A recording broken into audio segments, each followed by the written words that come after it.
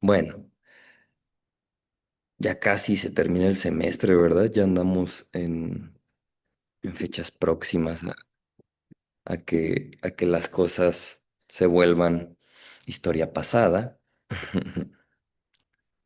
Pero bueno, buenas tardes, Maite. Muy bien. Entonces vamos acá a... hay un punto que nosotros empezamos a ver PCA porque Checo me lo pidió. Checo me pidió, oye, ¿podrías ver de una vez PCA? Y pues vimos varias cosas relacionadas con ello para poder hablar del algoritmo de PCA, pero hubo un tema que yo estaba viendo en ese momento y entre los paros, los incel, la semana ¿qué era? La semana lúdica o la semana de relax en ciencias, pues se nos cuatrapea un poco la cuestión, pero quería mostrárselos porque puede también servir de inspiración para sus proyectos finales como cierta información que pueden mostrar como parte del proyecto, ¿ok? Entonces, vamos a platicar de eso. Vamos para acá. Déjenme. Aquí estábamos. Ok. Hace como 2 semanas, antes de empezar a hablar del PCA, yo les comenté de que con la longitud de un Open Reading Frame, pensando la longitud en número de trímeros o número de codones, podíamos estimar la probabilidad de que dada cierta longitud, ese marco abierto de lectura, ese Open Reading Frame, ese gen candidato, fuera un Open Reading Frame que estamos observando por mero azar o un Open Reading Frame verdadero. Entonces, en este notebook, cuando yo se los estaba mostrando, veíamos que cuando el Reading Frame alcanzaba una longitud de 96, la probabilidad de observar eh, una secuencia, ¿no? O un Open Reading Frame de esa longitud se calculaba de esta forma, como 61 entre 64 elevado a la 96, bajo el supuesto de independencia entre codones subsecuentes. Cuestión que no es real, pero esto al menos nos da el supuesto de independencia. A ver, ahí les voy una pregunta a ustedes. El supuesto de independencia eh, es un supuesto que asume que un codón no afecta a los codones presentes en la secuencia, o sea, no hay una dependencia entre uno y otro. Eso no ocurre, o sea, en la vida real hay dependencia en la secuencia, o sea, hay correlaciones, hay una asociación, ¿no? Pero mi pregunta para ustedes es, si yo supongo independencia entre codones, no dependencia, calculo la probabilidad de observar una secuencia con ese número de codones de esta forma, como ustedes lo ven aquí.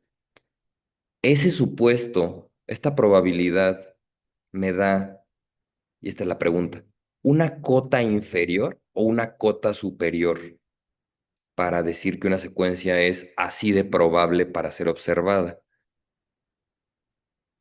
O sea, esta probabilidad representa la cota inferior de observar un Open Reading Frame de esa longitud, una cota superior, o si considero dependencias, la probabilidad puede salirse de algún rango.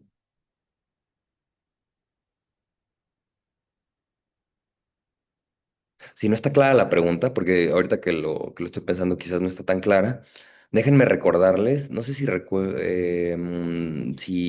en su clase de probabilidad hablaron de la paradoja del cumpleaños.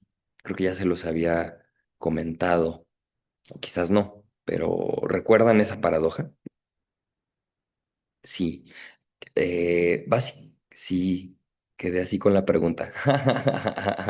Muy bien. Sí, no la formulé también, pero a ver, ¿por qué son útiles estos modelos donde uno supone independencia? Y la paradoja del cumpleaños nos va a servir para contestar esta pregunta.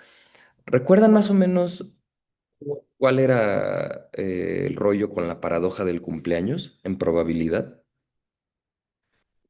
Tú, Eric, más o menos, ¿recuerdas o...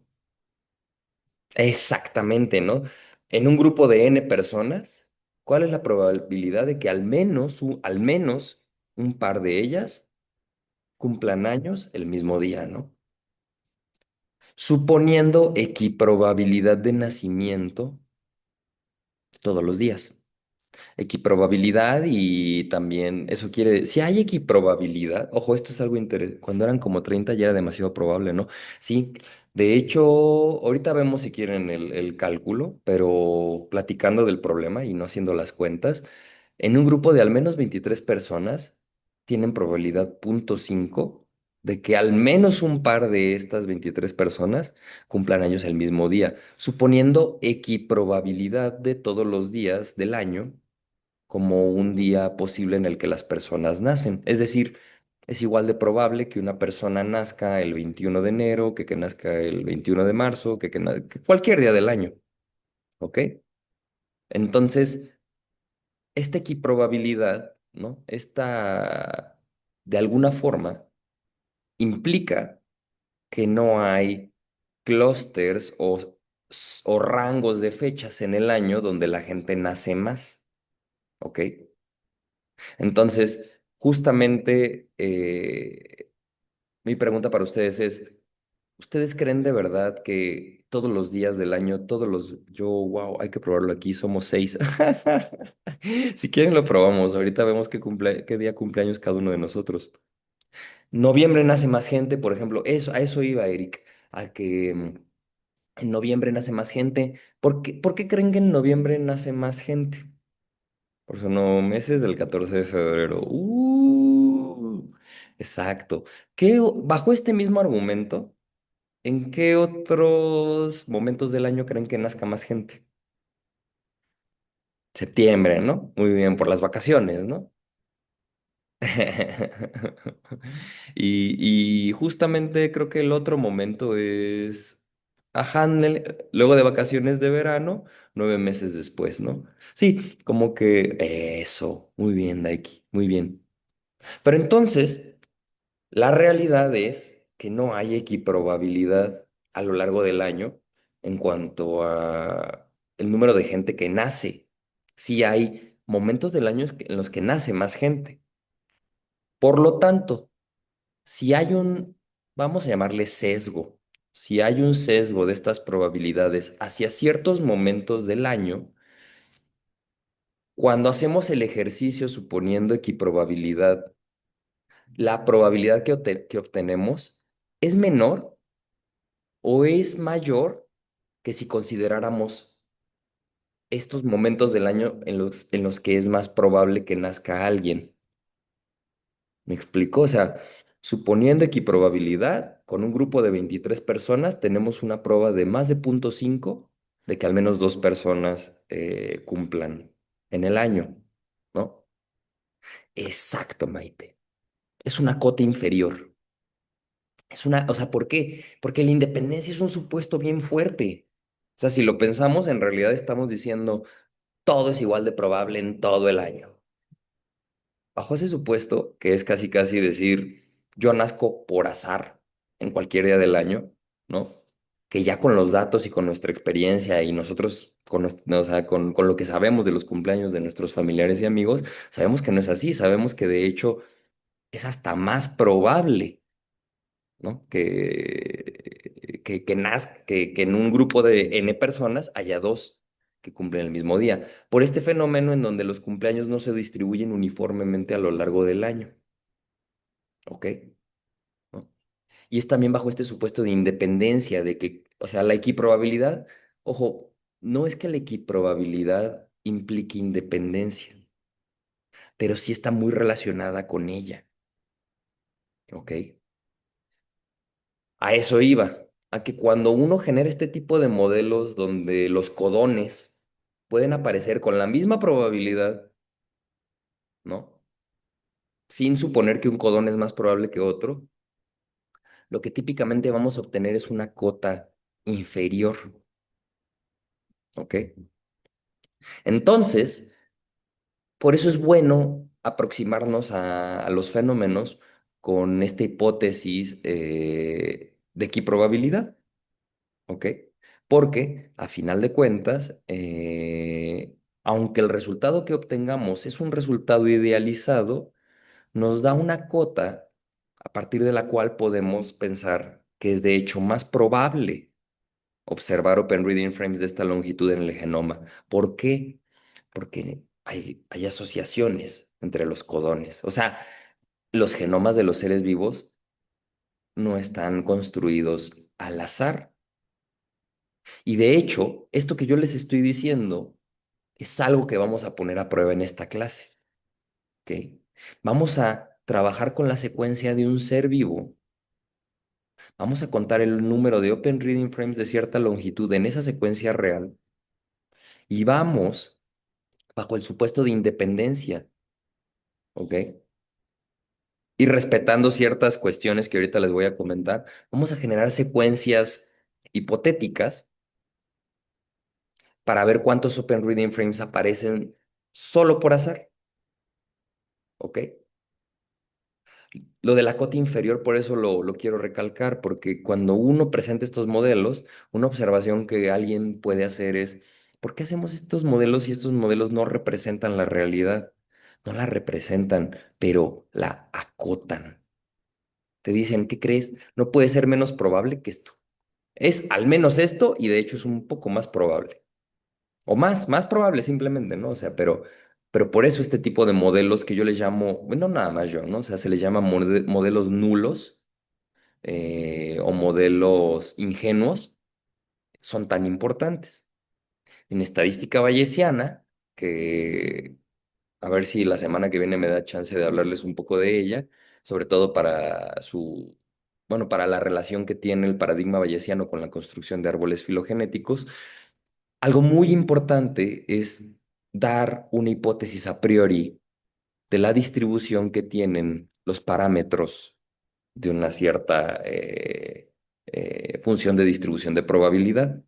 Y para dar esa hipótesis, muchas veces cuando se desconoce totalmente la naturaleza del fenómeno, se recurre a dar una hipótesis uniforme. Uniforme, recordemos que es sinónimo de equiprobable. Entonces, cuando uno no tiene nada mejor que proponer, la equiprobabilidad se vuelve una poderosísima aliada en cuanto a la construcción de modelos y en cuanto al establecimiento de cotas mínimas de algo que debe de ocurrir. ¿Ok? Más o menos, ¿no? Cotas mínimas o máximas, porque ahorita lo estoy pensando y de hecho, en el contexto de la verosimilitud, cuando tenemos equiprobabilidad, alcanzamos verosimilitudes máximas, ¿no? Pero bueno, por eso vamos a ver lo que vamos a ver ahorita, ¿ok? Y de hecho, ahorita ya nada más relacionándolo con lo de la paradoja del cumpleaños, por esa misma razón, ven que ya hubo acá en México eh, tres temblores el 19 de septiembre, ¿no? O bueno, dos, ya hubo dos, ¿no? No ha habido tres, ¿no? El de 2017 y el del 85, y creo que no ha vuelto a ocurrir, ¿no? Que en un 19 tiemble. Pero ese problema se puede trasladar o reformular como la paradoja del cumpleaños.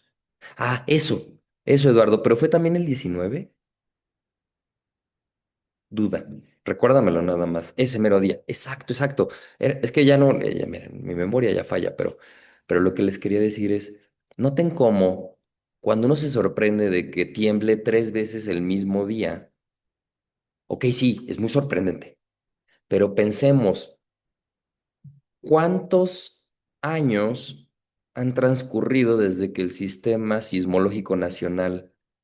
Es que justo de aquí, si lo modelamos equiprobable, justamente damos una cota inferior y dando esa cota inferior, fíjate, ahí les va, es que exacto, de X, hay equiprobabilidad ahí porque como nosotros no podemos predecir sismos, no nos sirve el histórico como tal para decir, ah, mira, como ha temblado muchas veces, va a temblar ese día. O sea, ese argumento no existe en geología, en geofísica. Los sismos son fenómenos por su complejidad de naturaleza, pues ahora sí que llamémosle aleatoria, pero casi que de desconocimiento si va a ocurrir o no. Pensemos en este ejemplo. Entonces, imaginemos que en lugar de decir en un grupo de n personas, pensemos en un conjunto de n años, ¿cuál es la probabilidad de que dos sismos nazcan el mismo día, cumplan años el mismo día? Donde cada año se va a suponer independiente del anterior, ¿ok? Entonces, si lo pensamos así, ¿ok? En 23 años de datos ya tendríamos 0,5 de probabilidad para decir que al menos y si nos fijamos en los signos de magnitud, que era, el ejemplo lo ponían allí en el Twitter de un investigador de la Facultad de Ciencias, decía, pensemos en los sismos mayores a magnitud que era 6 o 7, creo que algo así. Y entonces se planteaba eso, ¿cuál es la probabilidad de que dos sismos, al menos dos sismos de magnitud 6 o más, ocurran el mismo día? ¿Ok? Y teniendo 23 sismos de esa magnitud, la probabilidad de que al menos dos de ellos cumplieran años el mismo día, bueno, ocurrieran el mismo día, era mayor a 0,5, suponiendo equiprobabilidad de independencia. Que ocurrieran tres, no recuerdo cuál era el número, pero tampoco era tan grande. Y de hecho, el Servicio Sismológico Nacional tiene registros de más de 23 sismos de esa magnitud o más. No recuerdo ahorita el número, pero creo que son alrededor de... Ahí lo digo porque este ejemplo lo leí en el Twitter de este profe, justo creo que en 2022, y había un registro como de 90 y tantos sismos mayores a esa magnitud, bueno, de esa magnitud o mayor. Entonces, no es tan poco probable que un sismo de esa magnitud ocurra el mismo día a lo largo de los años. Porque sí lo planteaban en algún momento como, ¡ay, no, es rarísimo que esto ocurra! Pero gracias al planteamiento desde la paradoja del cumpleaños, damos una cota inferior de con cuántos sismos, al menos de esa magnitud, podemos esperar una probabilidad mayor a 0,5 de que coocurran dos de ellos. Que coocurran tres de ellos sí era menos probable, pero insisto, era un número que no era tan lejano de la realidad, o sea, de algo posible. Bueno. Historia aparte, ¿no? Pero entonces, digamos que en el caso de nosotros, en el caso de los Open Reading Frames, de los marcos abiertos de lectura, em, este modelo nos dice, ah, mira, con longitud 96 ya estás por debajo del 0,01. O sea, es así de raro observar un Open Reading Frame de esta longitud. Por lo tanto, si yo pienso que ese Open Reading Frame es solamente fruto del azar, es muy poco probable que eso ocurra por puro azar. Entonces tiene que haber causas biológicas subyacentes que expliquen su presencia, ¿ok? Vamos a probar esto y evaluarlo en un organismo real. Entonces, pruebas de hipótesis. Hay una hipótesis nula, hay una hipótesis alternativa. La hipótesis nula en este caso es el Open Reading Frame que yo estoy observando es un Open Reading Frame espurio. Es decir, es pura suerte que yo lo esté viendo. La hipótesis alternativa es, no es espurio, es real. Es un Open Reading Frame en toda la forma, es un gen. La vida, este organismo, determinan que exista. No lo estoy viendo nada más porque las letras del genoma se acomodaron así y ya. ¿Ok? Entonces sería mi juego de hipótesis, el que yo voy a poner a prueba.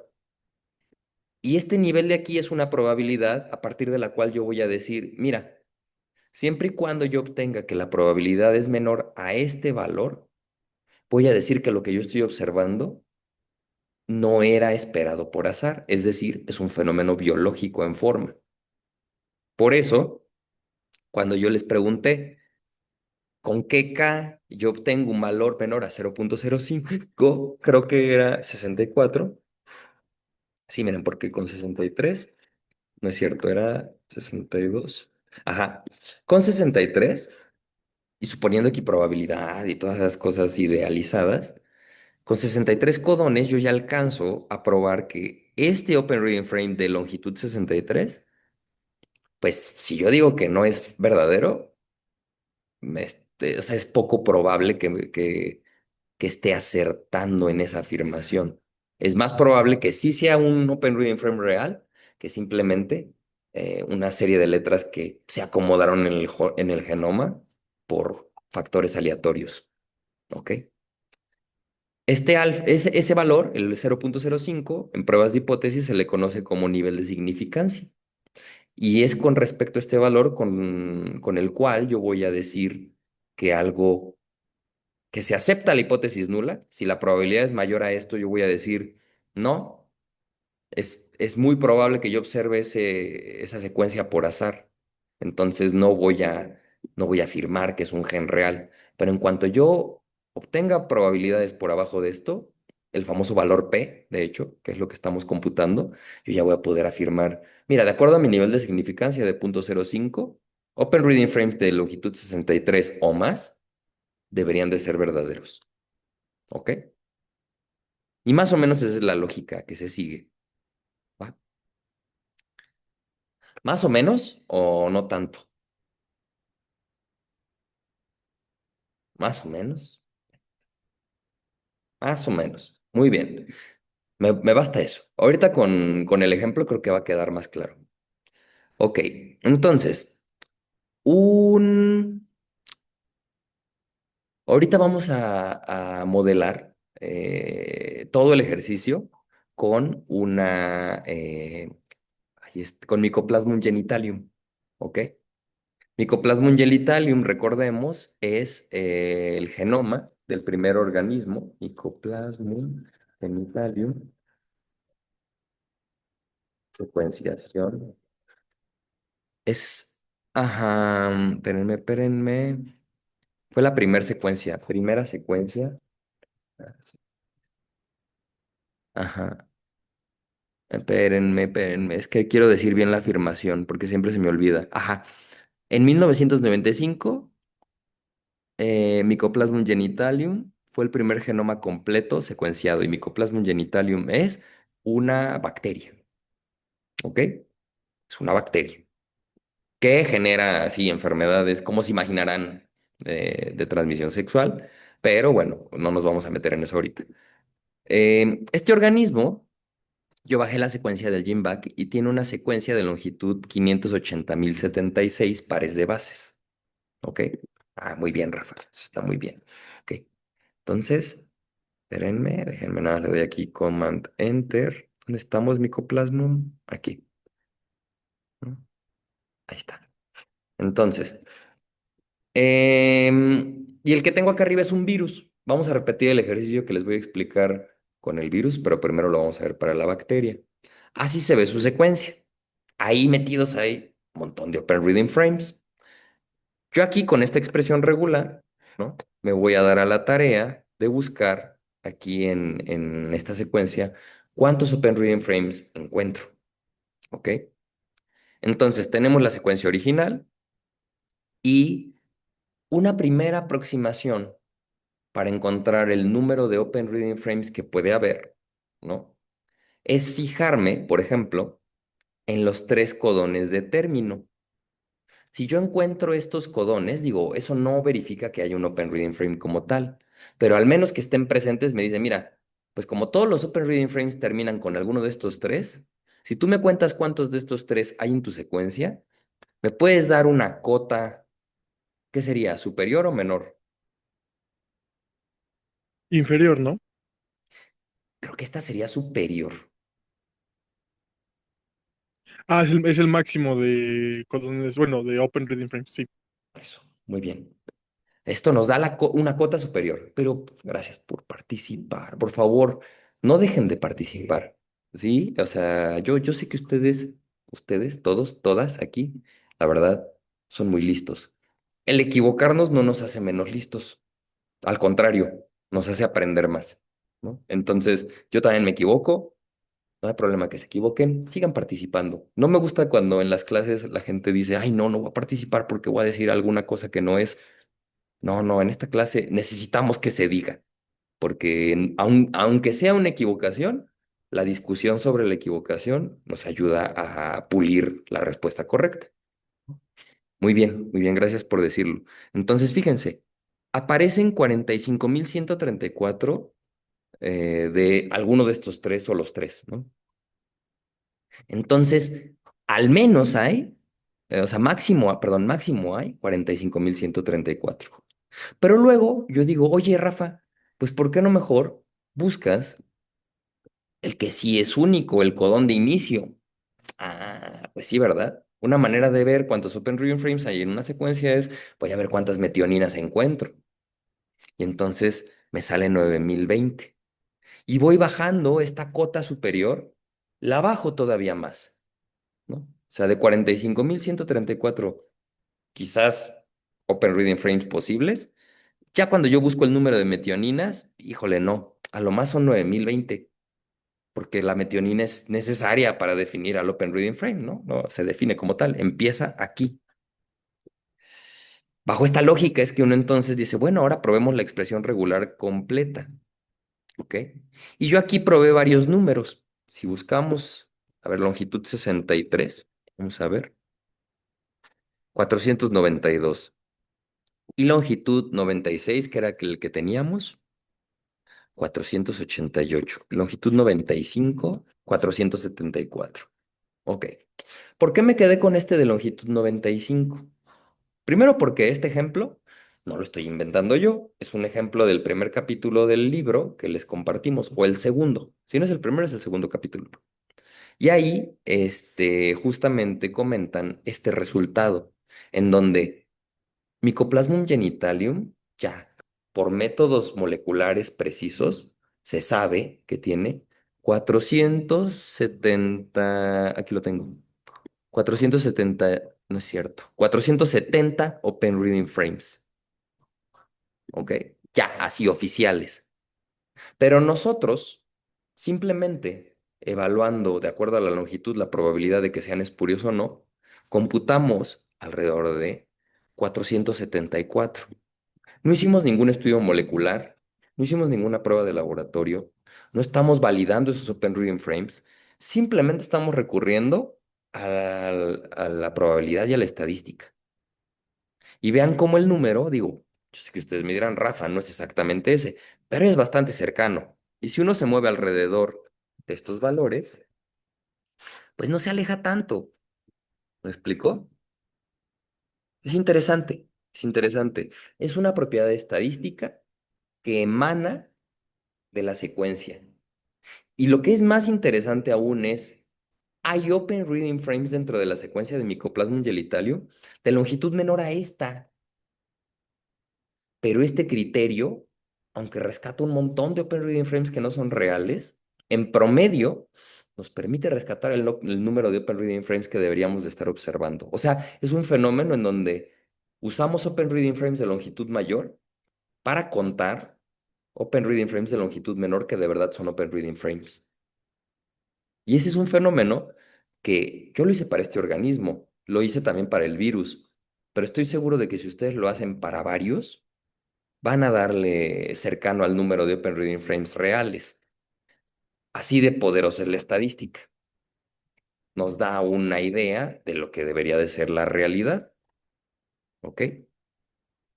Ahora bien, yo aquí me diseñé una funcioncilla para justamente variar la longitud del Open Reading Frame que yo voy a contar. Fíjense, aquí yo hago una secuencia que va del 5 al 200 de 5 en 5. Y cada uno de estos números son el número de Open Reading Frames que encuentra bueno, la funcioncita de esa longitud. Este 597 corresponde a Open Reading Frames de longitud 5. Este 540 Open Reading Frames de longitud 10. Y así sucesivamente, y conforme vamos llegando a la longitud que nos interesa, 94, 95, vamos obteniendo el valor real. De hecho, por aquí está, 474 debe de ser el asociado a 95, ¿ok? Entonces, la historia acá se pone interesante porque uno dice, ok, ok, ok, entonces yo puedo, variando el tamaño pues sí, del Open Reading Frame, contar sus frecuencias. Ahora bien, la vida no se generó O sea, es que, bueno, la palabra azar es de esas palabras polémicas, ¿no? Porque ustedes que ya estudiaron probabilidad saben que azar simplemente es un abuso del lenguaje o una manera bonita de decir soy un ignorante, o ignoro la complejidad de todas las causas que generan un fenómeno. Cuando uno dice la vida ocurrió por azar, básicamente está diciendo no tengo idea de todas las causas que operaron para que la vida apareciera en este planeta, ¿no?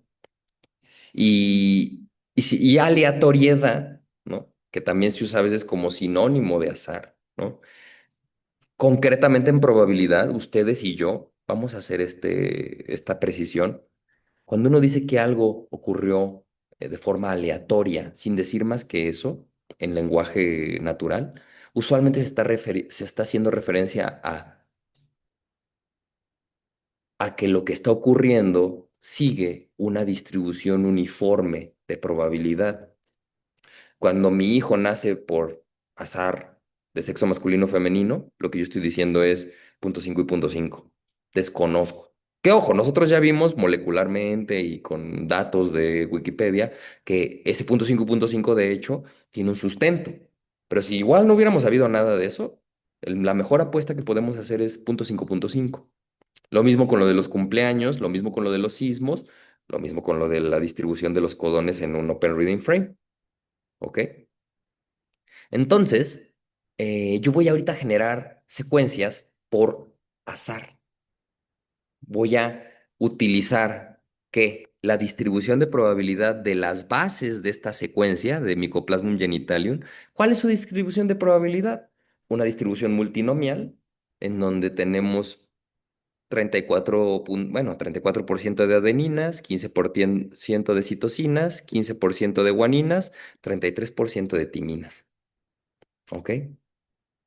Con estos valores, con esta distribución de probabilidad, yo voy a proponer tres métodos para generar lo que yo denomino como modelos nulos o hipótesis nulas o secuencias nulas. ¿Ok? ¿Cómo voy a hacer eso? El primer método que yo les voy a presentar a ustedes es el método de Monte Carlo. ¿Alguien de ustedes conoce o ha oído hablar del método de Monte Carlo?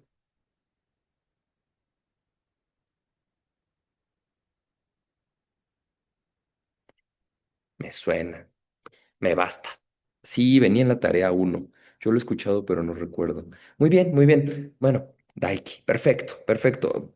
Monte Carlo es una, es un principado, ¿no? Creo que algo de eso. De esas cosas que no son ni país ni reino, ¿no? Como una cosita. Yo los veo como lugares en donde la gente va a llevar impuestos. Porque de hecho, justamente en Monte Carlo, en Andorra, en varios lugares de esos, lo que hay un montón son casinos, ¿no? Y pues básicamente el método de Monte Carlo hace referencia a esa aleatoriedad presente en un casino, ¿no? Pero más allá de ese ejemplo bonito, ¿no? Para asociarlo y tener una idea de por qué se llama así, el método de Monte Carlo nos permite generar una secuencia a partir de esta distribución de probabilidad. ¿Cómo? Yo le doy la distribución de probabilidades a esta función que se llama sample. En Python se llama np.random la función, ¿ok?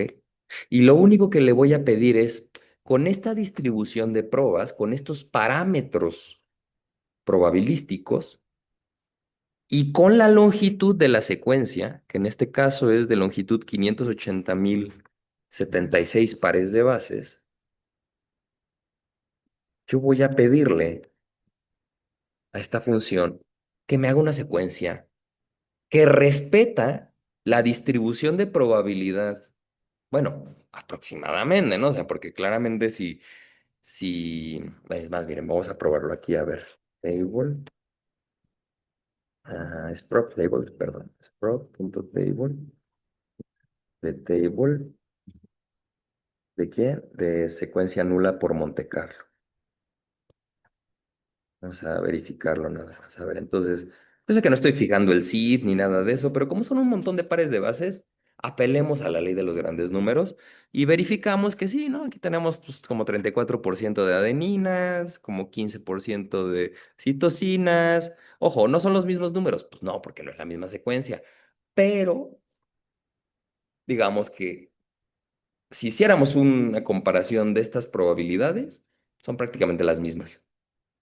¿Ok? Esta es una manera en la que por método de Monte Carlo, yo dando los parámetros de la distribución original, puedo generarme tantas secuencias hipotéticas, nulas, secuencias nulas, hipótesis nulas, como yo quiera. ¿Ok? La ventaja que tiene el método de Monte Carlo es que si yo requiriera generar una secuencia de longitud mayor que respete esta distribución de probabilidad, yo lo puedo hacer. En este momento eso no me sirve. Yo necesito que las secuencias sean de la misma longitud, ¿ok? Para que mi argumento de que hay un cierto número de Open Reading Frames en estos 580,000 pares de bases sea válido. Pero si en algún momento ustedes requieren enriquecer un conjunto de datos con una n mayor a la que ya tienen, por ejemplo, tamaño de muestra chico, tienen 100 observaciones. Con métodos de Monte Carlo, ustedes de esas 100 observaciones pueden generar un conjunto de datos enriquecido de tantas observaciones como ustedes quieran. Entonces se hace un muestreo de estas cuatro letras. Claramente el muestreo tiene que ser con reemplazo porque mi bolsa para esta función son estas cuatro letras, ¿ok? Y es un muestreo, ¿cómo se llama? Independiente y lo importante en realidad es determinar los parámetros probabilísticos de la distribución original, ¿ok? ¿Se entiende más o menos entonces cómo generar secuencias aleatorias por el método de Monte Carlo?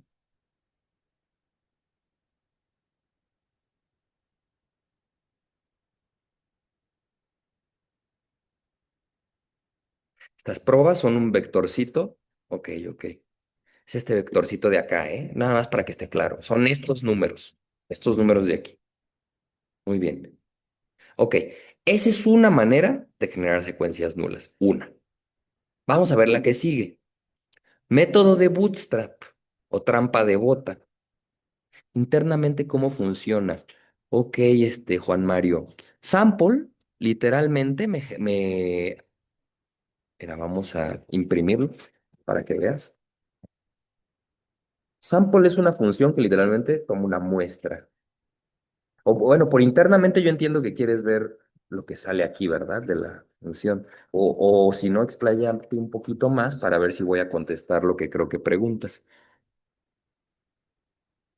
O sea, internamente esta cosa agarra esta bolsa que tiene estas cuatro posibilidades y le pido que me dé 580,000 extracciones de esa bolsa, que tiene que ser con reemplazo, de acuerdo a esta distribución de probabilidad.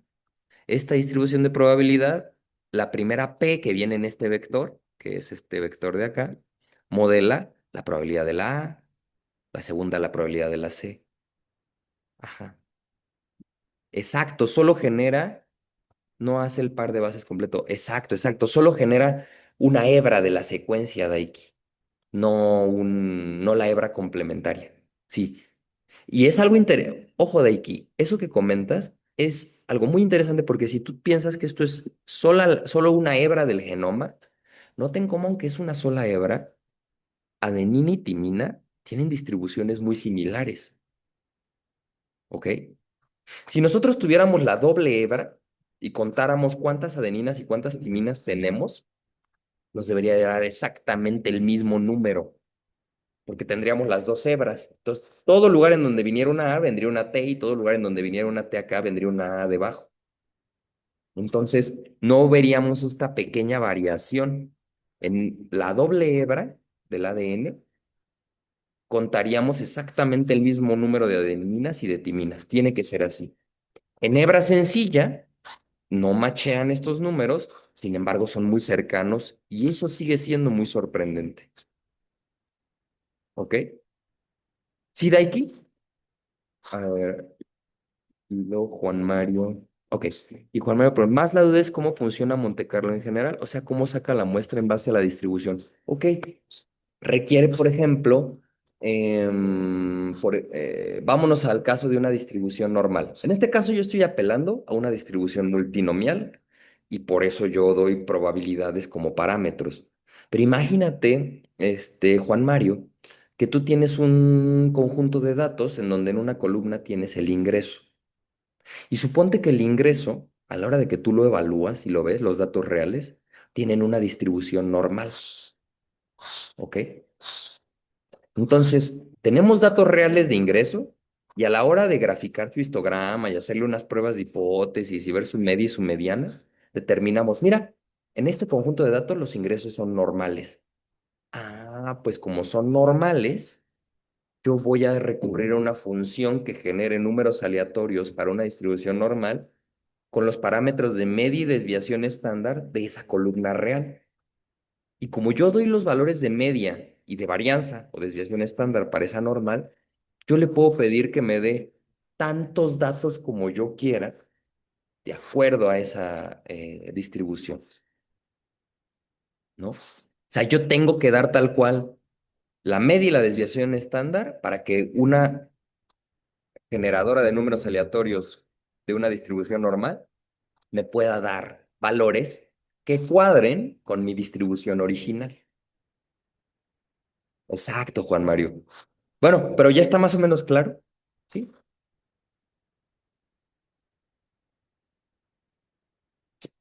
Por eso es útil Monte Carlo, porque permite enriquecer muestras. Se usa mucho, por ejemplo, también en finanzas. En finanzas, en históricos de ganancias de activos, ¿no? De bitcoins, de dólares, de Amazon, Vanguard, todas esas cosas, uno tiene el histórico de datos. Pero a veces uno quiere generar escenarios hipotéticos que respeten la distribución del histórico. Todas esas rutas posibles que respetan la distribución del histórico son caminos que se pueden generar por método de Monte Carlo. Y entonces, cuando uno genera todos esos caminos, de repente puede decir, órale, mira, en 80% de esos caminos yo gano dinero y en 20% de esos caminos pierdo dinero. Por lo tanto, le invierto este activo. Así de poderoso es Monte Carlo. Si quieren, ya más adelante les enseño un ejemplito de cómo se aplica en ese contexto. Pero lo padre de realidad de Monte Carlo es que te permite enriquecer la muestra tanto como tú quieras. Ojo, ese a veces también puede ser un problema, ¿no? Porque uno está inventando datos que respetan la distribución original, pero pues no son datos reales. Ahora sí que también uno podría pensar, bueno, ¿qué es la realidad? Ya, o sea, pero en finanzas sí se hace mucho esto. Se tiene un escenario real que es un histórico de acá subió el precio, acá bajó el precio, acá subió, acá bajó, acá.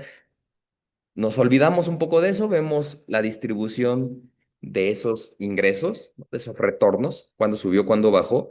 Vemos a qué distribución se ajustan esos retornos, que se suelen ajustar a una T o a una normal. Hay varias distribuciones ahí que se usan en finanzas. Generamos historias hipotéticas a partir de esa distribución y vemos en cuántos de esos escenarios ganamos dinero y en cuántos de esos escenarios perdemos dinero. Y terminamos decidiendo si invertimos o no en función de esos escenarios hipotéticos. El actuario interior de Rafa salió, ¿no? O sea, no es, son ejemplos padres en donde uno ve que funciona. Y cuando uno se pregunta cómo se manejan los fondos de inversión para gestionar el dinero de las personas que en él participan, pues básicamente, pues así. Digo, hay otras maneras, pero generalmente yo la que más comúnmente veo es generar trayectorias hipotéticas. Más o menos, sí, ¿verdad? Espero que sí. Hablemos ahora del método de Bootstrap, ¿ok?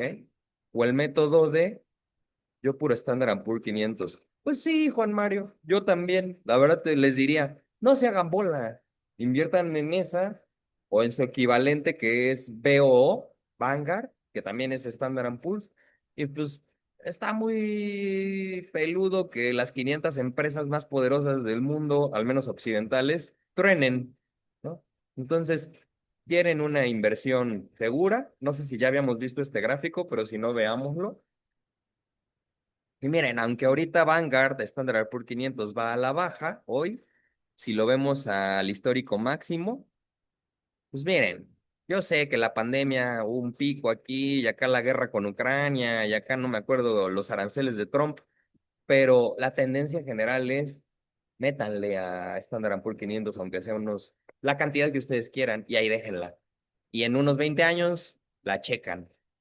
¿Ok? Sí, no la necesitan, ¿no?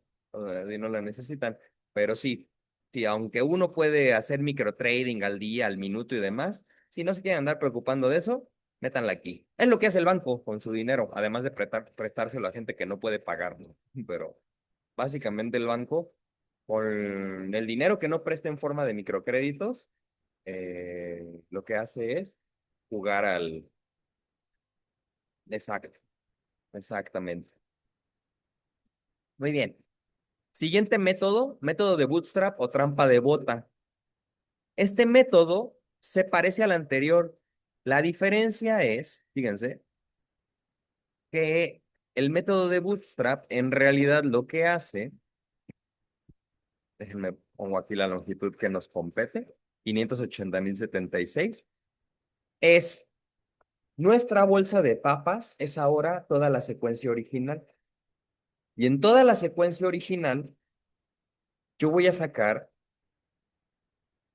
580.000 extracciones de esa bolsa que tiene las letras de la secuencia. Tengo 580.000 bases en este caso y lo voy a hacer con reemplazo. ¿Eso qué quiere decir? Saco una letra, la regreso. Saco una letra, la regreso. Saco una letra, la regreso. En todo momento en la bolsa, a la hora de yo extraer, tengo 580.000 posibilidades. Esta es otra manera de generar secuencias nulas o hipótesis nulas. Es parecido a Monte Carlo, la diferencia es que esto se hace sobre los datos originales, no sobre los parámetros de distribución. Yo sé que pareciera lo mismo, pero no lo es. Conforme n tiende a infinito, se vuelve lo mismo. Eso sí. Ventajas del método de Bootstrap. Se restringe a la secuencia real, no anda inventando cosas. Entonces eso le da quizás un poquito más de fiabilidad o de similitud con los datos reales. ¿Qué otra ventaja tiene el método de Bootstrap? Al igual que Monte Carlo, nos permite generar secuencias de la longitud que nosotros queramos. En este caso, a mí no me interesan que sean ni de longitud menor ni mayor a este número, porque quiero que sea comparable con el genoma real. Pero en otros contextos, como el que les comento de finanzas o en algún otro que quieran enriquecer una muestra o hacer su N más grande, también lo pueden hacer con Bootstrap. ¿Ok? Es otra manera de generar la secuencia con muestreos, con reemplazo. ¿Ok? Acuérdense, se llaman muestreos con reemplazo cuando sacan la pelotita y la regresan a la bolsa. Método de Bootstrap. Última posibilidad.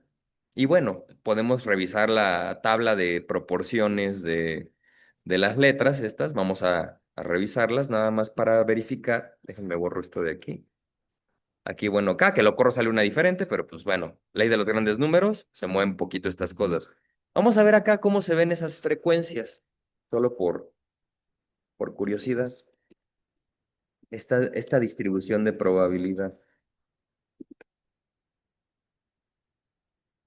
Lo que encontramos, eso. Fíjense, la ley de los grandes números es tan hermosa, de verdad, que, que cuando uno ve que estas cosas jalan, es cuando dice, "Ah, gracias estadística, gracias probabilidad, porque si no, estaríamos bien, bien, bien jodidos. O bueno, a la hora de estudiar fenómenos que no pueden modelarse de forma determinista o bajo el paradigma de las ecuaciones diferenciales. Casi todo en la naturaleza se modela desde el paradigma estocástico. Entonces, por eso es bonito ver que también este método nos genera una distribución de probabilidad, pues similar, ¿no? O sea, proporciones más o menos, digo, no iguales, ni a las reales ni a la anterior simulada, decentemente casi las mismas, ¿ok? ¿Dudas del método de Bootstrap? La diferencia es que la bolsa de donde voy a sacar es la secuencia real, a diferencia de acá, que la bolsa son solo las cuatro letras y yo doy las probabilidades de la secuencia real. O sea, en una doy los parámetros y en otra muestro la secuencia real sin yo dar parámetros. ¿Ok? Más o menos. Perfecto. Muy bien, muy bien, muy bien. Perfecto, perfecto. Vámonos al último método para generar secuencias nulas. Si el de Bootstrap era un muestreo con reemplazo, pues el de permutaciones va a ser un método de muestreo sin reemplazo. O sea, una permutación de toda la secuencia es como si yo sacara una letra al azar y la pongo. Saco otra letra al azar y la pongo. Saco otra letra al azar y la pongo. O sea, en realidad estoy desordenando la secuencia. ¿Ok? Una secuencia de longitud 580,000, yo agarro y me pongo a desordenarla como yo quiera. Las proporciones, en este caso, de esta generación de una secuencia nula, ¿qué creen? Estas proporciones de acá no solamente van a ser cercanas a las de la real, ¿cómo van a ser en comparación con las de la secuencia real, la distribución de probabilidad de las bases? Díganmelo ustedes. ¿Cómo son estos números que yo obtengo aquí?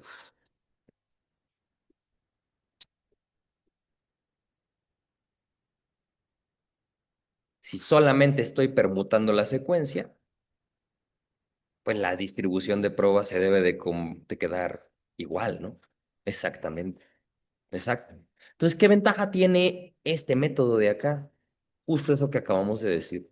Respeta fielmente la distribución de probabilidad original. Desventaja que tiene, no te sirve para enriquecer muestras. Como solo es una permutación, no podemos ni hacer secuencias más largas ni secuencias más cortas. Eso no nos interesa a nosotros ahorita, pero en otros contextos puede ser que si les interese o conservar el tamaño de muestra o hacerlo más grande. Y en función de eso, pueden elegir si lo van a hacer permutando con Bootstrap, con Monte Carlo. En nuestro caso estamos haciendo las tres posibilidades. ¿Ok? Va. Entonces yo tengo ahora cuatro secuencias, una real y tres inventadas. Bueno, tres generadas bajo estos tres paradigmas distintos. Y ahora la pregunta del millón es, ¿y cómo se porta el número de Open Reading Frames en cada una de las tres? ¿Habrá alguna diferencia entre la secuencia real y las secuencias inventadas? Pues vamos a ver, vamos a ver. Esta función de acá, bueno, ya corrió, les recuerdo, lo que va a hacer es recibe la secuencia real o inventada y busco primero la frecuencia de Open Reading Frames de longitud 5, luego los de longitud 10, luego los de longitud 15 y los va contando. ¿Ok? ¿Para qué quiero yo hacer eso? Pues para esto. Fíjense, ¿qué estamos viendo aquí? A ver, déjenme. Vamos a maximizar esto para que lo puedan ver bien. Pongo aquí el chat, porque esta es la parte padre de la clase en realidad. ¿Ok? Ustedes no saben, bueno, nada más les digo yo, allá hay cuatro colores de barras que van por paquetes. Y fíjense, estos están arriba del 5, estos están arriba del 10, estos están arriba del 15, así hasta llegar al 200. Yo aquí les estoy graficando la frecuencia de Open Reading Frames en cada una de las cuatro secuencias que analicé, buscando la frecuencia de Open Reading Frames de la longitud que se señala aquí en el eje de las X. Entonces, la barra negra, la barra roja y la barra verde y la barra azul, cada una representan el número de Open Reading Frames de esa longitud en esa secuencia. Sin ustedes saberlo, ¿quién es la secuencia real? ¿Qué color?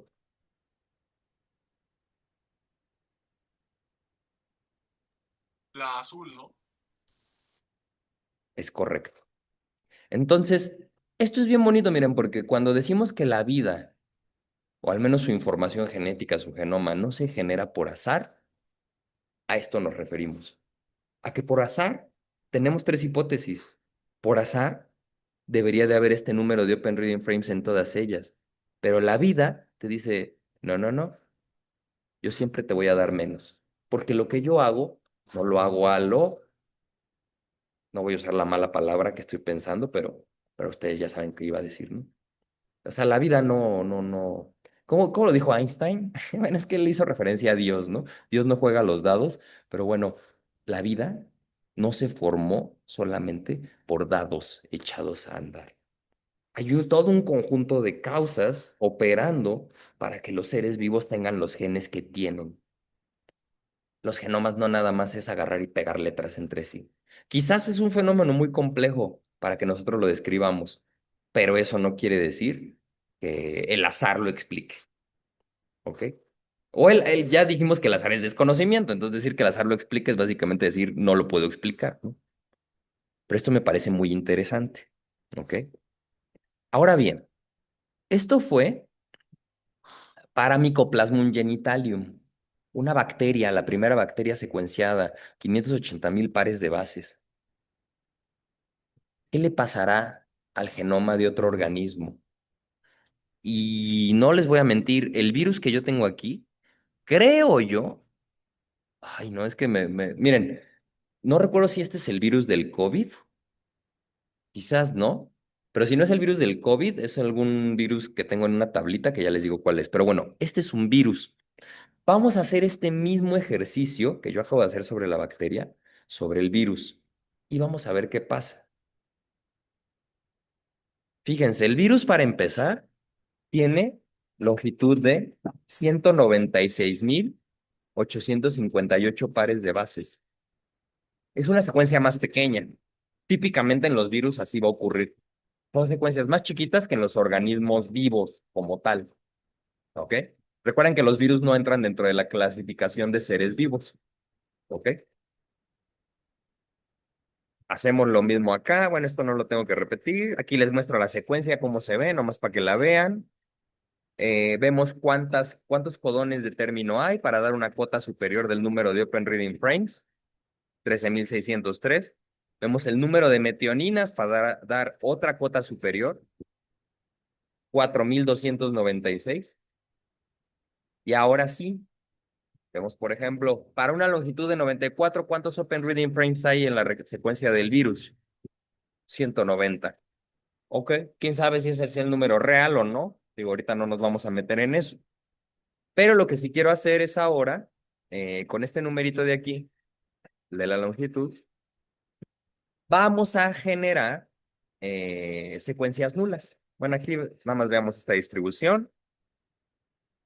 Longitud, Open Reading Frames de longitud 5 en el virus real, 253. 266 de longitud 10. 252 de longitud 15. 255 de longitud 20, y así sucesivamente.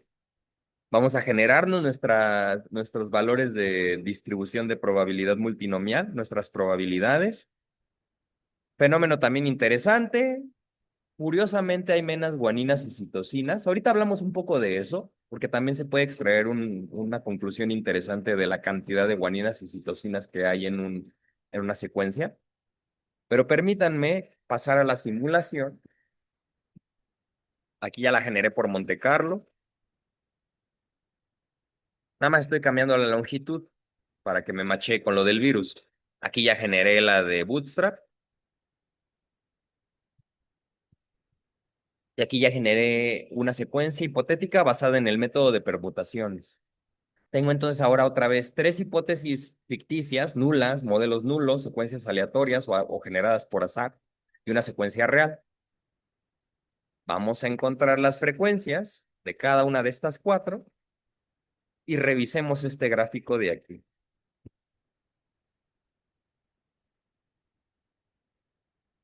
¿Qué pueden notar, compañeros, compañeras, a diferencia de la bacteria en el caso del virus?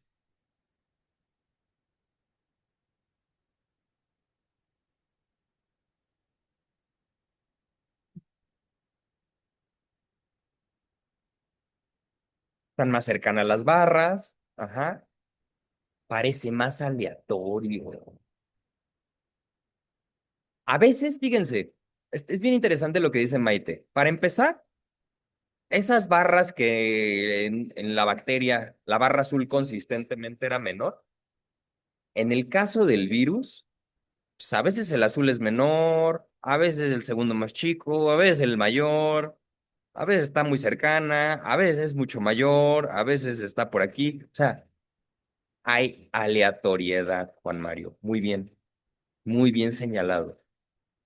Conclusión, los genomas de los virus son más susceptibles de verse modificados por otras causas. O sea, ¿por qué se ve más aleatorio este comportamiento? Tiene que ver con cómo los virus intercambian información genética. Y en su momento, creo que lo platicamos, comentamos que los virus, así como te avientan genoma de ellos para infectarte y secuestrar tu maquinaria celular, así mismo agarran genoma tuyo y se lo llevan. Y así mismo van y se lo meten a otro organismo. Y así mismo a otro virus llega y también, o sea, voy a decirlo de cierta forma, los virus en cuanto a compartir material genético con otros organismos son bien promiscuos, o bueno, lo hacen casi que sin regulación. Y eso es lo que estamos observando en esta gráfica de aquí. Entonces, la bacteria, que ya es como tal un ser vivo, tiene toda una maquinaria de regulación de su material genético que justamente el virus no tiene. Por eso el virus, cuando infecta a una célula viva, secuestra su maquinaria de replicación y transcripción, pero no es una bacteria, no tiene esos organelos, esa funcionalidad.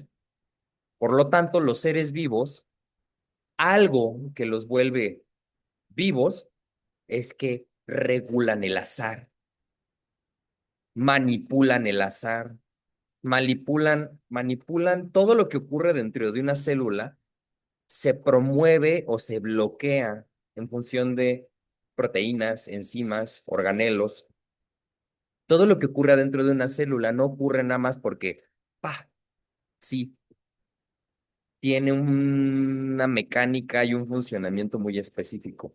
La vida es lo que es gracias a que aumenta ciertas probabilidades de ciertas reacciones y disminuye la probabilidad de que otras ocurran. Eso se llama, compañeros, metabolismo. El metabolismo es justamente una serie de reacciones que ocurren al interior de un ser vivo, ¿no? Que le permiten estar vivo, pero que son reacciones reguladas, promovidas. Y en última instancia, las instrucciones que tiene un ser vivo para llevar a cabo esta tarea de promoción de ciertas cosas y de restricción de otras, está en el genoma. ¿Ok? Yo no sé si esto lo quieran añadir a alguno de sus trabajos. Con mucho gusto comparto el notebook, el script, por si les es de interés. Pero me parece algo padre que uno puede añadirle a los proyectos. ¿Ok? Entonces cuenten con este notebook, yo se los voy a subir, y con los dos archivos del virus y del Mycoplasma genitalium, por si quieren jugar con él. Yo sé que está en R, Maite, yo lo sé, pero de verdad, el código que estoy usando, en serio, es muy sencillo. Solo estoy usando la función sample, que en Python es np.random, ¿no? Y fuera de eso, lo importante es leer la secuencia como un... Lo siento, Juan Mario, lo siento. Bueno, pídanle al chat, ahí en el GitHub Copilot, díganle, tradúceme a Python esta maravilla que mi profe hizo, por favor. ¿No? Y bueno. Más allá de eso, lo que me gustaría preguntarles es, ¿está claro este rollo de generar hipótesis nulas, de secuencias al menos? ¿No? A ver, vamos a ver. Hice una entrevista de data y me preguntaron R. Nunca he usado R. Juan Mario, pues, ¿qué te digo? Mira, R, yo tengo una relación de amor-odio con R. ¿Por qué? Rafa aprendió a programar, yo aprendí a programar en C. Entonces, por eso cuando conocí R, todo este rollo de las llaves y demás, no me sacó tanto de onda, ¿no? Em, Python me parece una maravilla de lenguaje, de verdad. Me parece tan bonito, tan elegante. Es pseudocódigo hecho lenguaje de programación. Me parece genial. Y me parece también algo muy bonito que Python es un lenguaje que para mi gusto y para de lo que me he informado, se formó o se construyó a partir de primeros principios muy claros. Una carta de amor a la programación. R, el Zen de Python. R, compañeros, compañeras, no fue un lenguaje hecho por programadores.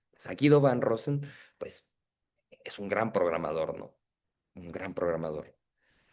Y se nota, y se nota. Sí, Juan Mario, R fue hecho a partir de un lenguaje de programación que se llamaba S.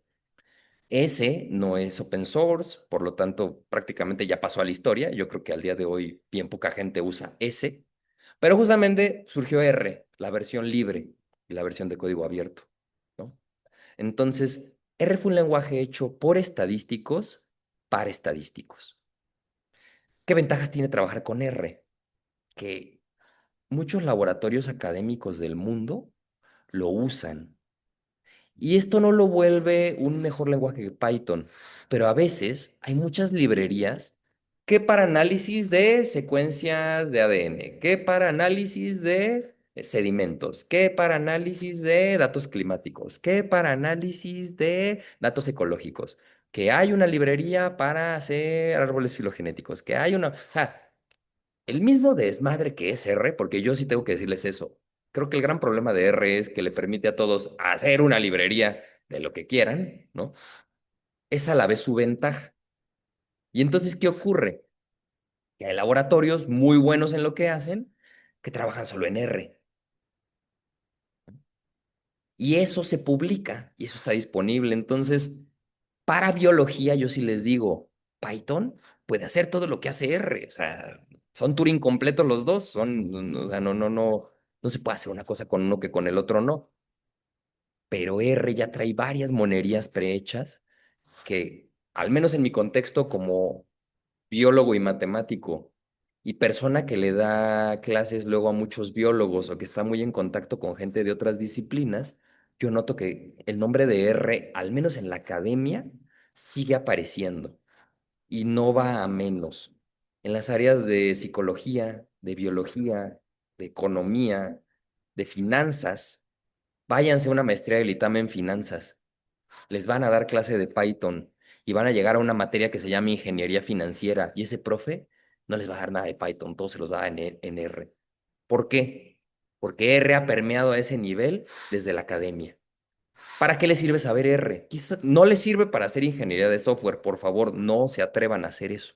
No se pongan a desarrollar el kernel de algo en R o algo así. No es un lenguaje orientado a objetos. O sea, su sintaxis, aunque puede uno declarar clases y programar en R como si estuviera programando orientado a objetos, su sintaxis no está diseñada para eso. La sintaxis de R está diseñada para analizar data frames. El mayor aporte que R le pudo hacer a Python fue pandas. Y Python lo entendió muy bien y dijo, mira, aquí tengo R para Python. Llamémosle pandas. Fin de la historia. Sin embargo, me llama la atención esto que comenta Juan Mario, de que le preguntaron si alguien programa un kernel un R se llevaría un premio. Totalmente, totalmente. Pero me interesa eso que comenta Juan Mario. Fue una entrevista para Data Scientist, para científico de datos o Data Analyst, algo de ese estilo, Juan Mario. Data Scientist. Sí, sí, sí, sí. O sea, miren, aunque los hablantes de R son muy poquitos en el mundo, somos en comparación al número de gente que habla en Python, yo lo que noto a lo largo de los años es que no me dejan de pedir ciertas cuestiones en R, dependiendo del rubro en donde me encuentre, ¿ok? Pero si estoy trabajando con algún laboratorio académico o con algún estudiante de maestría o de doctorado, típicamente sí me suelen mencionar R. No que no se pueda en Python, pero a ellos se les está enseñando en R. A mí me lo pidió una profa de cálculo en CCH. En ese entonces no sabía que iba a terminar en ciencias de la computación. Skill issue. Sí. Moraleja de la historia. No creo que R vaya a desaparecer próximamente. Si ustedes lo aprenden, un poquito aunque sea, Piensen en todo ese mundo de personas que requieren de gente que lo sepa usar. ¿Cuánta gente programa en Python? Ándale, Maite, exacto. R se va a volver como una especie de COBOL, probablemente. Justamente. ¿Quién sabe COBOL hoy en día? Pues gente mayor a 60 años, nada más. Y claro que tienen chamba todavía, ¿no? Lo mismo va a pasar con R. Lo van a seguir usando un montón de laboratorios porque no se solidarizan, no se vinculan con las áreas de ciencias de la computación de sus universidades, no saben que Python, combaten recién egresados de COBOL a 40K. Ándele, algo así. Entonces, R, yo les diría, junto con Python, son los dos lenguajes para data science, para ciencia de datos o para data analytics más usados en el mundo. Ya un tercero que no es tan común es Julia, ¿no? Julia sobre todo para cómputo numérico. Pero con esos tres, yo diría que ustedes sí podrían abordar cualquier problema de ciencia de datos en el contexto que quieran, ¿ok? Sea en un contexto gubernamental, en un contexto privado o en un contexto académico, ¿ok?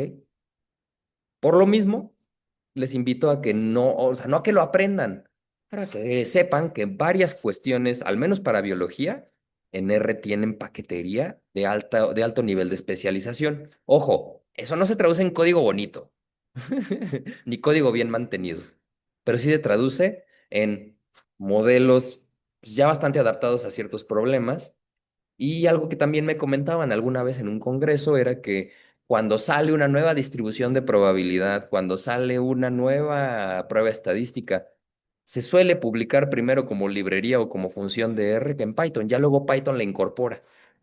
¿Por qué? Por lo que les dije. R fue un lenguaje hecho por estadísticos para estadísticos. El objetivo de R es procesar, analizar, modelar cuestiones a partir de data frames. La estructura central alrededor de la cual R está diseñado es el data frame. Contrario a lo que le pasa a Python o diferente a lo que le pasa a Python. Python es un lenguaje diseñado alrededor de la lista y un data frame no es lo mismo que una lista. Yo estoy seguro de que muchos recomiendan hacer este proyecto en R. No necesariamente, Juan Mario, solo si encuentran alguna librería que les funcione muy bien para hacer algo. Yo les voy a presentar algunas. ¿Y por qué lo hago? Porque no tengo el equivalente en Python. Ojo, se puede programar a pata lo que esa librería hace en R en Python, pero yo les diría, no reinventen la rueda para este proyecto. Sepan que en R se resuelven ciertas cosas. ¿Ok, Juan Mario? Digo, más que recomendarlo o no, les diría al gusto del cliente, y si lo quieren hacer mezclando R y Python, no le veo ningún problema. ¿Ok? Yo, de hecho, cuando Checo y yo trabajamos alguna vez ¿qué era este proyecto? Era un proyecto del análisis de la encuesta nacional de uso de glifosato. Hicimos un ensamble de los dos lenguajes. Algunas cosas las hicimos en Python, otras cosas las hicimos en R. Y todo bien. ¿Ok? Por ejemplo, yo alguna vez trabajamos para, bueno, digo yo, pero éramos también el equipo, trabajé para los estudios Universal y me pidieron diseñar unos bots para descargar los horarios de los cines de todo el país en Cinépolis y Cinemex y descargar también un pantallazo de 5 minutos antes de que una función empezara para ver cuántos asientos vendidos había, ¿no? Pues ese bot, yo primero lo empecé a hacer en R, se me hizo una monserga y dije, ¿sabes qué? Esto lo voy a hacer en Python. En Python los bots jalaban precioso.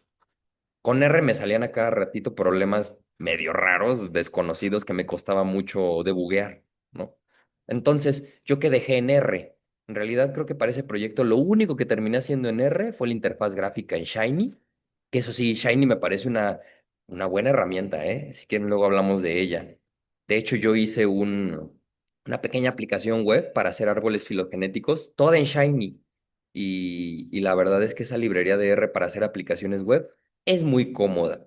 Yo sé que en Python también está Dash, también me parece muy cómoda. Pero ahora sí que R luego ya trae varias cosas prehechas que casi nada más le dices, dame algo bonito, pum, y lo hace.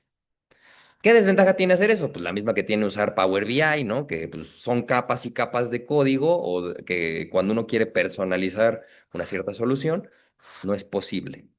Entonces, más que recomendarlo o no, Juan Mario, yo les digo, Si no lo quieren hacer en R, no tengo ningún problema. Si quieren utilizar solo ciertas funcionalidades de R para sus cálculos, está perfecto. Si quieren hacer lo que ya hace R en Python, ustedes implementarlo, también se vale. Si se lo quieren pedir al chat, pues también se vale, ¿no? A final de cuentas, para eso es, para traducir de un lenguaje a otro, lo hace muy bien. Entonces, al gusto del cliente, ¿vale? Ay, miren, ya yo que siempre me explayo aquí. Bueno, pero son las 5:29, entonces todo bien. Ok, dudas, preguntas, comentarios. Les voy a compartir el notebook, les voy a compartir los dos genomas y alguna cuestión, algo que quieran aclarar. Hay más o menos. Todo bien. Muy bien, Juan Mario. Muy bien, muy bien. No, creo que no. Excelente, Maite. Perfecto. Bueno. ¿Cómo van con su entrevista? ¿Consiguieron todos, todas, molestar a alguien para que les dijera cosas? Eso, eso. Perfecto, perfecto, perfecto. Nada, pues ya están del otro lado. Sale, vale. Bueno, entonces, quedémonos hoy hasta aquí. Les deseo que tengan un excelente fin de semana. Nos vemos el miércoles que viene para seguir platicando de otras cuestiones muy interesantes. Vamos a hablar de una cosa llamada firma genómica, que también pueden incorporar en sus proyectos. Y esperaría verlo el miércoles para el jueves ya tocar otro tema más de índole matemático. Me gustaría hablar de máxima verosimilitud para después poder hablar de optimización bayesiana y hablar de los tipos de árboles filogenéticos que se construyen con estos dos paradigmas. Para esta próxima semana ese es el plan y esperaría la que sigue, que ya es la última, invitar a un compañero que trabaja en el Instituto de Geología con peces fósiles para que les presente el otro método con el que se hacen árboles filogenéticos, que es el método de máxima parsimonia. Es un chico bien buena onda, un brasileño, y ya más o menos con eso vamos cerrando estos capítulos para que tengan elementos, sobre todo respecto a la construcción de filogenias, y puedan incorporarlo a sus proyectos finales. Sale, vale, pues. Cuídense mucho, estén muy bien. Nos vemos el miércoles que viene. Bonito fin.